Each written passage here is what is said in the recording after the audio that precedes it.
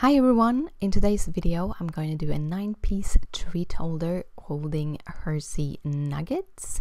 I don't know about you, but I have a whole bunch of nuggets left from Christmas and I thought I'd make these kind of winter themed little packages and give away to my friends and family. So to begin with, you're gonna need some Hershey Nuggets. I have three different ones and I'm gonna try to match them with the pattern paper later. I also have cut out a teeny tiny tag and a snowflake, the snowflake in some glittery cardstock and the tiny tag in the summer splash cardstock, which is the same cardstock I'm going to have as the bottom of the box. So the dies I used was tiny tags and snowflakes. Sadly, the snowflakes seems to have gone out of production, but I have linked some other snowflakes in the description down below where I linked all the material. So to start off with, you need a piece of cardstock that measures 4 by 5 inches, and then you need a piece of transparency which measures 4 1/16 by 5 1/16. Then I'm going to score it. I'm going to use a stylus to score. I usually just use that little thingy at the top, but this time I picked out my metal stylus and I'm using this teeny tiny ball at the end. It helps me to score the acetate because that was actually pretty hard to score, but I'm scoring it at 1 inch, and because of the size of the acetate I am doing the scoring towards the inner part. I usually don't do that because it can be hard to hold the acetate, but this makes it possible for me to get that exact 1/2 inch. Did I say 1? I meant 1/2 inch to make the lid, which end up being that lid is slightly bigger on the inner side than the box itself. Then I'm going to score the box. I'm going with a little bigger ball for that, and I'm again scoring it so it has 1/2 inch on the edge, and that actually leaves it to be 3 by 4 on like the inner measurement, and that actually fits those nuggets, 9 of those nuggets, just perfectly snug and nice. The next step to doing the box is to cut the tabs, or first we need to score the lines, and I'm using a bone folder to kind of crease them, to make them a little bit hard, better crease. And after getting that Teflon bone folder, it was game changing. It makes the creases very simple to do, and the cardstock holds the creases much better. So yeah, I love that bone folder. After I have gone around and creased it, you do really want to crease the acetate thoroughly so that you really have those lines to go for when you cut the tabs, which we are doing here. And what I'm going to do is I start by cutting the line that goes towards the middle part on the inside of that bump, and then I do a little bit of tapering into the tab itself, because that will make it easier to fit the tab into the box, because when you fold it together you will have that little bump on the inside, and if you taper it, it makes it much easier to then fold it together and it won't kind of be wonky. And then I'm going to do the exact same thing on the acetate. The acetate is a little bit fiddly to try to figure out how to cut it. I did figure out a way to hold it at the end, because of its being so rigid, it kind of want to hold that box shape when you are cutting. But I figured it out at the end, doing the same kind of cutting just at the edge and then doing that little tapering in towards on the tab again, because it's easier. Now when you're doing this, the tape will be seen because it's acetate. I'm using some score tape to tape it together because it is much stickier than most tapes. I have cut little pieces already because I was making a lot of boxes this day. In total I made 8 boxes. They you can get 4 boxes out of a letter sheet of cardstock, and the same thing, you can get 4 boxes out of 1 full sheet of the transparency. So just with 2 sheets of cardstocks and some scraps for the tags, I got 8 boxes. It's pretty simple and uses a little bit of material, but I kind of like it. After adding those little pieces I've cut, I realized that some of them were a little bit too long, so I'm just cutting that off before going in and actually going over again with my Teflon bow folder.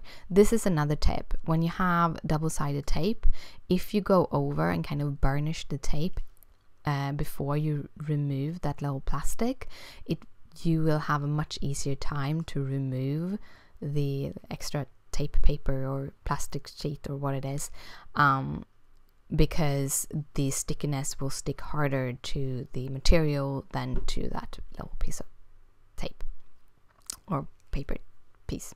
Anyhow, I'm going around, I'm folding, having the tabs on the inside, and that is the outer box. Now I'm going to do the exact same thing on the outside. I'm going to add those little mini tab pieces that I already cut out. Again, I'm loving using score tape for boxes because that really makes it sit together. I don't like making boxes with liquid tape or liquid adhesive, because then you either need to hold it together until it starts drying, or you need to use like little paper clips or something to hold it together. Using a very good fastening tape, you don't have to wait, which is quite nice. I'm going to do the kind of burnishing again, and then I'm going to fold it together just the same way as I did the lid. Here I'm actually removing the tape before I start folding it together, because it makes it a little bit quicker. And then I just fold it in and hold it, and kind of just push those together a little bit between my fingers, just to make the hold just a little bit better. Quite simple. It's a very simple box, but it gives a good result.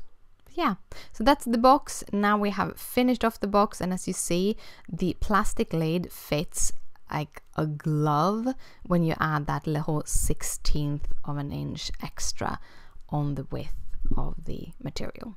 And then you don't really have to count either things, just add a 1/16 of an inch. So then we're gonna decorate our Hershey's. So I have cut out strips that are 3 by 1 inches out of cardstock. So first I made 1 inch strips, and then I cut them in half from a 6 by 6 pattern paper. The pattern paper that I'm using is the Candyland paper pack from My Favorite Things. It matches pretty good with the Summer Splash cardstock, so I thought that is kind of why I'm using it. Now I'm going to go in here with the score tape again, because that was what I had on hand, but these doesn't need to have that perfect hold, so you could just use your tape runner or a glue dot. It makes it so much easier. And then I'm just gonna go through and add that little tape to all of those pieces. I'm then burnishing all the tape pieces on those pieces, just to make it easier to peel off that top layer again. Then I'm gonna decorate. I'm holding the pieces so that I can read the Hershey's. That makes that the red line on top kind of lines up with all the pieces. I'm just holding it around, making sure that those are in the same height, removing the tape piece, and then carefully, while holding everything together, fold it together. It's quite simple. And then I'm just starting by adding those into that box, and I also organize that little pile so that they have the same 3 colors after each other, so that I don't have to figure out which color I'm going to use next. So I'm using the blue to coordinate with the silver, the red with the gold, and the green with the copper, and again just folding that over. It's super simple to decorate Hershey Nuggets, like super simple. And then I'm just adding the lid to the box, and the box itself is done.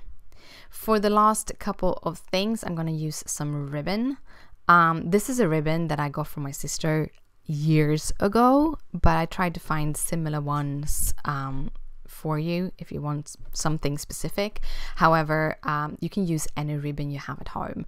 I liked this one because the red picked up the red in the pattern paper that I used. And then I'm just tying a little bit of a knot on top of the package. This is how I basically put ribbon on all my square boxes when I do them, even for presents and stuff. But then I usually use like cheap ribbon. This is a little bit of a finer ribbon. I then cut off the little edges. I don't bother trying to make a bow or anything, just giving those extra little pieces. And for the last piece, we're gonna do a tag. I have a little bit of baker's twine, red and white. I have my tag and my die cut snowflake. I'm gonna use my siren machine to add the glue at the back. This is kind of a sticker maker machine. I really like it for intricate dies because then I don't have to add little details of glue, but you can just use your quick glue pen or carefully just add any other kind of glue on the back side. I just felt that this little apparatus makes this easier. I'm going around with my stylus and kind of burnishing just around the snowflake. This is to reduce the amount of tape that kind of gets around it, because it does a little bit. So if you're very picky about not having any glue around your pieces, then this machine might not be yours, because you really have to burnish a lot to get rid of it. I did burnish a lot here. I still didn't get rid of all the tape pieces. Also, I do recommend that if you have any small pieces that needs to be poked out of your die, do that before you put it into the machine. It's much easier to poke everything out. Like this had these little holy things that I picked out.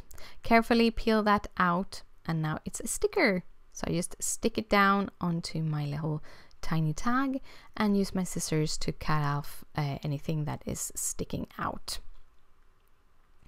And then I'm gonna take that little ribbon and attach it directly to the package.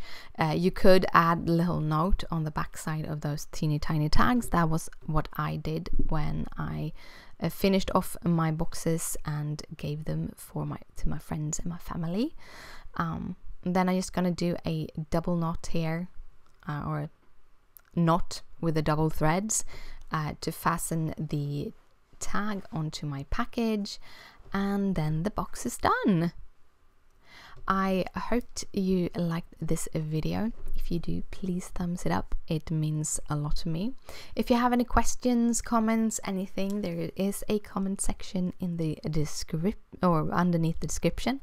In the description, I have details of all the materials that I used for this video, and here is 2 other videos that I've made previously. But thank you so much for watching, and I'll see you later. Bye!